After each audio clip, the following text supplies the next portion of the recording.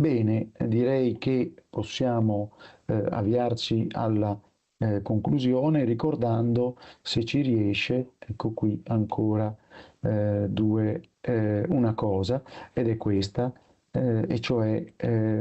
ecco qui, vediamo se riusciamo, ecco, a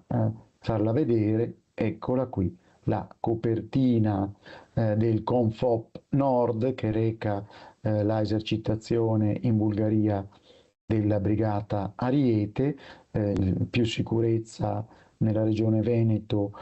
con le forze armate, e poi anche l'osservatorio, ecco qui, l'osservatorio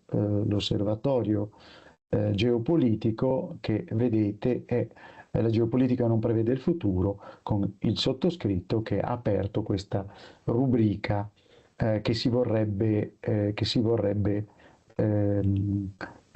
mantenere in ogni numero di questa rivista, il Confop Nord, diretta dal colonnello Massimo Grizzo.